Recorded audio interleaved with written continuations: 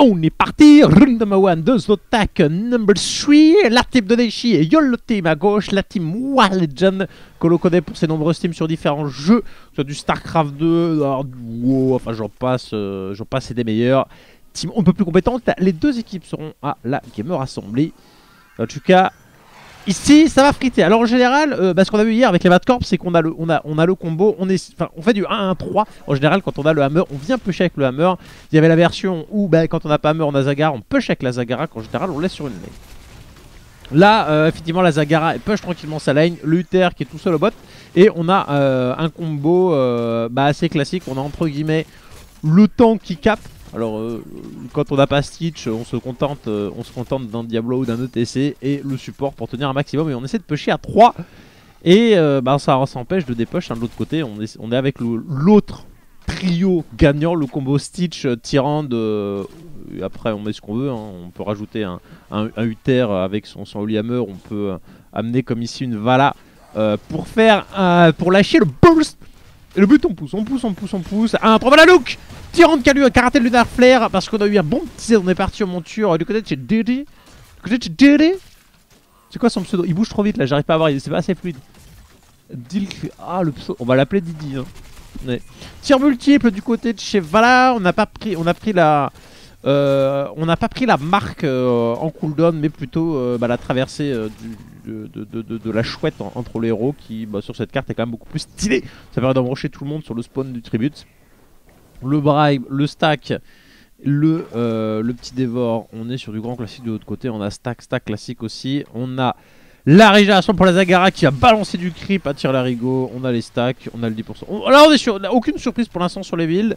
Je vais pas dire que c'est emmerdant, mais au moins on reste dans le méta. Et on s'est pas embrouillé, hein. On va pas avoir genre une Lily triple serpente. Et bien sûr là, hein, les petites balises de heal qui viennent derrière. On amplifie les niveaux de heal. Ça va être violent, hein. Plus les shields. Ah la vache.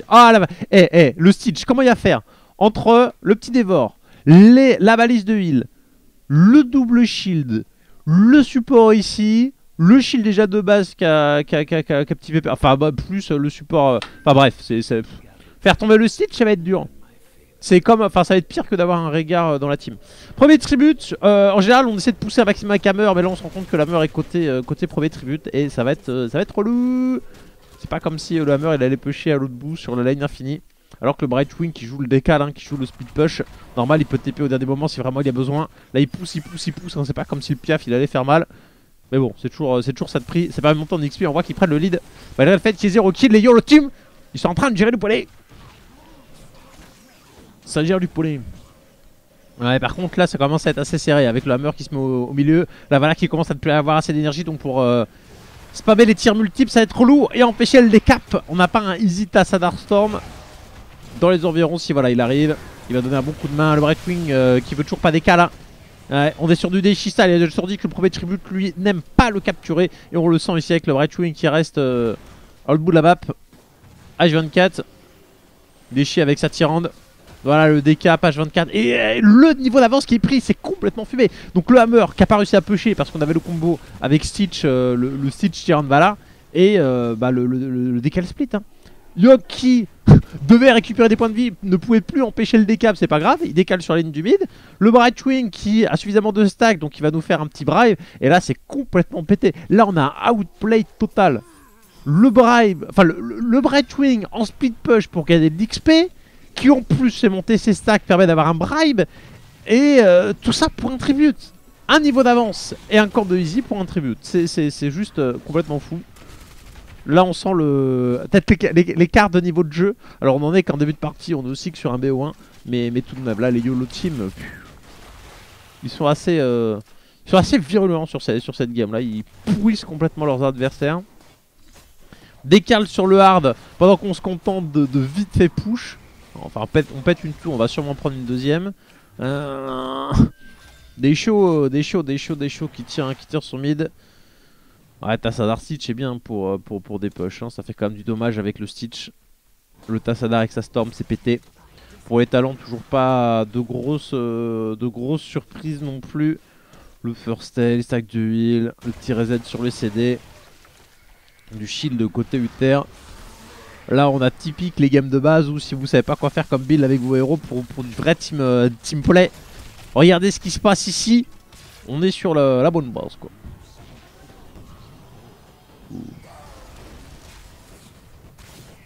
Et on a pris le petit heal en mode cochon dès qu'on appuie sur les boutons de talent, histoire d'avoir une sorte de balise de soins supplémentaire. Bref, nouveau tribute. Ouais, le Lunar Flare Camis, le Diablo qui prend super cher, la Vala qui va tenter de cap tout seul. Uther Zagara qui est un petit peu long, on va balancer la Ratchas. Mais voilà, on voit que la Zagara elle a plus beaucoup d'énergie. Alors je vais regarder jusqu'à 30. Et voilà, elle a un support de. Tyrande, elle a quoi comme rôle? De support ou de carry, je comprends pas le champion hybride. Mais il suffit de la jouer une fois. Quand tu vois que son heal il te redonne 2 points de vie, tu fais merde. Ça supporte rien du tout. En fait, c'est un peu comme t'as ça. Ça va heal vite fait. En fait, le terme de support devrait être rename en assistant. Voilà, il serait plus approprié. On a le terme support dans lequel on l'entend basique, c'est le support, c'est le healer. Le mec il arrive, balance du heal. Mais un support ça peut être quelqu'un qui balance un bouclier, quelqu'un qui t'assiste dans les combats, qui décape. Et là ce qui est en train d'être le cas. Diablo qui se fait complètement pulvériser sur le combo. Donc pour revenir à Tyrande, en fait elle sert à quoi? Bah elle a un petit heal de base genre vite fait. Elle a ses talents pour donner la vision pour reveal les zones. Avec son Lunar Flare elle va pouvoir faire un petit stun et être combo avec le Stitch. Bam, on fait un hook. On plante le héros juste devant et bouge pas, on kill. Donc on est toujours sur le terme d'assistance. On a... Qu'est-ce qu'on a d'autre? Bah la chouette, donc, comme je disais, qui donne la vision, qui empêche de capturer, donc il va être des caps. Puis bon, après, il a son ulti, il fait un peu de dommage, qui slow. C'est pas épique, mais c'est pas l'intérêt principal du héros. Et après quand il y a rewind, au 20 on peut faire double Lunar Flare. Enfin, allez, le petit hook est là. On balance l'ulti du côté de chez Malfurion. Nulaya. Et qu'est-ce qu'il fait là d'ailleurs? Nulaya il est pas censé jouer dans la team de Kleenex. Ouais, qu'est-ce qu'il se passe là, hein? Bah allez, bim, ça balance des Roaches. Le Starfall qui a balancé l'Archonte, aussi l'Archonte lancé, le Malfurion qui se fait des poupées. On se fait les pop combos. Alors normalement c'était dans l'autre sens, hein, ce qu'on avait vu avec les Bad Corps. Et d'abord Dedus suivi d'Apocalypse. Là on a eu Apocalypse, Dedus, mais c'est pas grave, hein, c'est comme le bash, ça se tombe. Du côté de chez YOLO Team, ça pousse très fort. Hook, bam, le knockback pour se barrer, les mines pour assurer le coup. Et on va faire le boss sous leur nez. On balance, on burst le bazar. Et là il n'y a pas de TC hein, pour venir voler le bazar, ni de Zeratul non plus. Zeratul a été ban, je le rappelle. Voilà. Bim. Oh là là. 3 skills de base, plus ulti, plus marque, plus ward, plus sprint. Oh là là, faut avoir plein de bind. Ouais. Allez pas me dire non plus que c'est compliqué le MOBA. Faut avoir plein de bind, mais t'appuies sur les boutons une fois toutes les 3 minutes. Donc voilà. Allez. Lunar Flare, tu reprends ton hook, je te défonce.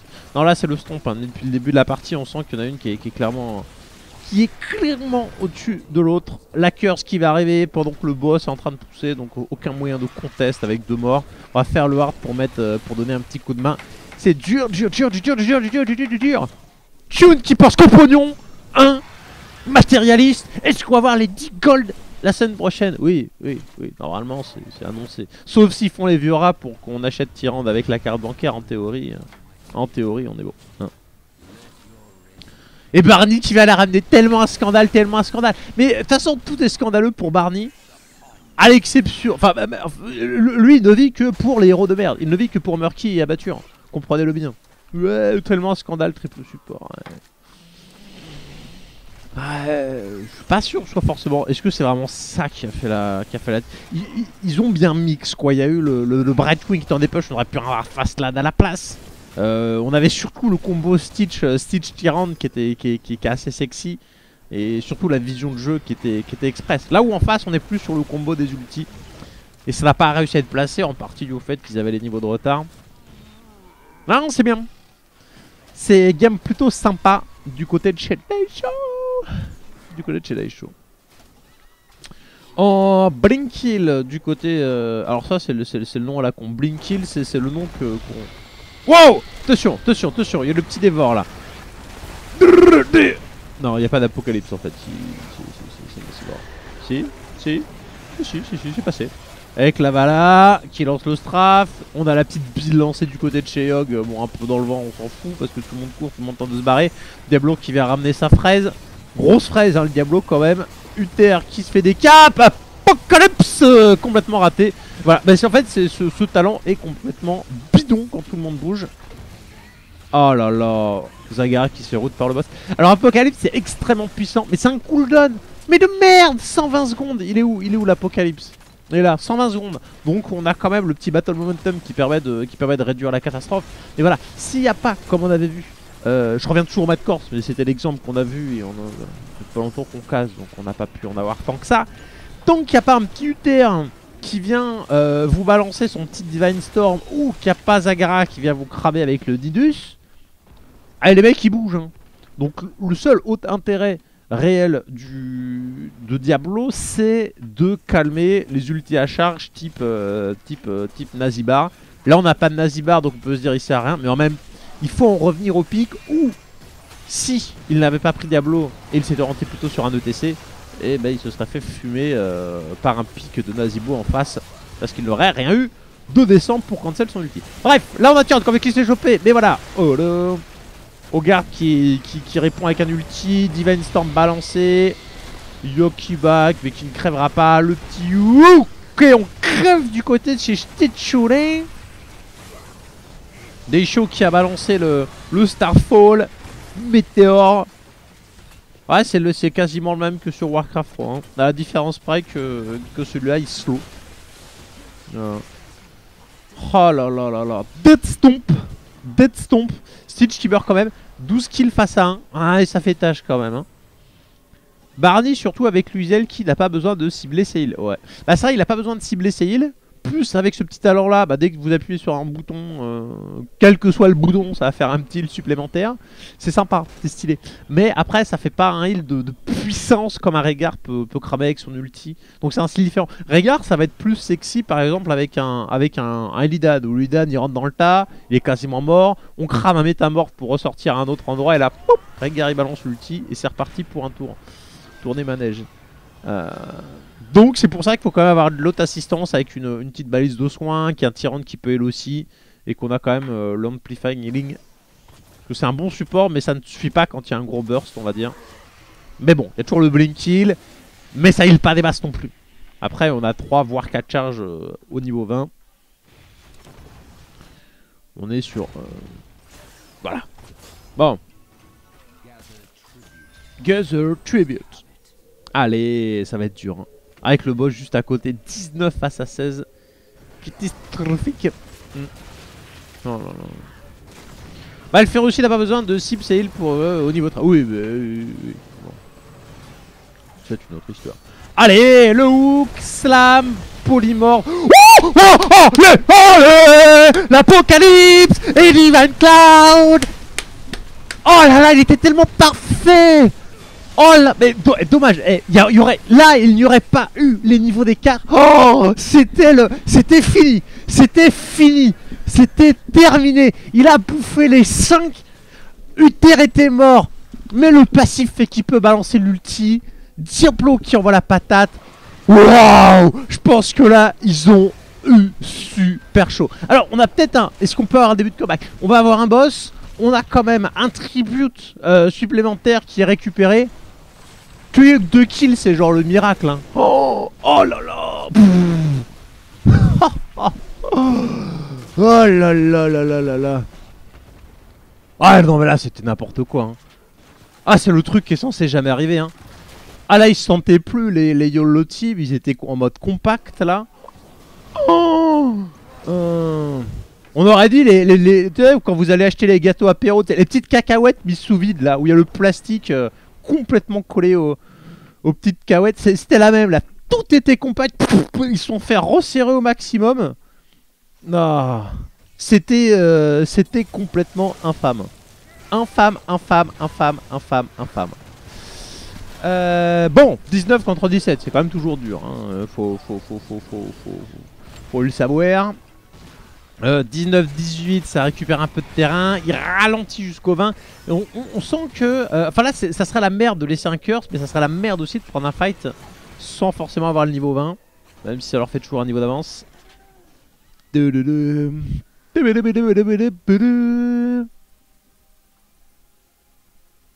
mais petit point de ralliement. Fatiguer le boss. Il va y avoir la curse, plus un boss qui tape chez eux. Ils voulaient peut-être pas prendre le risque d'avoir deux boss qui push et puis de quand même perdre le bazar. Parce que niveau ulti, ils sont complètement... tout le monde est reset. Oh là là là là. Boum, la chouette, elle arrive beaucoup trop tard. Dommage. Hein. De toute façon, ils savaient qu'ils pouvaient pas décap. Donc... Ah, infâme. Infâme, infâme, infâme. Ah du déchista, le nombre de fois qu'il a dit ah vas-y je gagne tout le temps des gammes en faisant un backdoor dégueulasse. Est-ce que ça va passer? Est-ce que c'est un pousseux? Les gens ils vont voir, ils sont obligés de TP, le Diablo qui a pas encore TP, le Diablo qui a pas encore TP. Zagara qui est là qui regarde, bah attention on a beaucoup d'espace donc il n'y a pas de couloir. Pas de couloir veut dire pas de compactation là. On va pas passer en mode cadet trop cyclé, tout compact, donc balance un D2, ça va être tendu quoi qu'il y en a 3 sur le côté de la Zagara qui se pose. Le Terre qui balance le Divine Storm, faute de mieux. Allez le Divine il en chope 2, mais c'est bon, c'est bon. Allez bâtard. Ah là là là là là là. Ah c'est comme ça hein. Ouais, on dirait le Protoss qui s'est fait run by comme une merde et qui après te fait un gros clic dans ta face. J'ai l'impression que cette game c'était plutôt ça. Infect.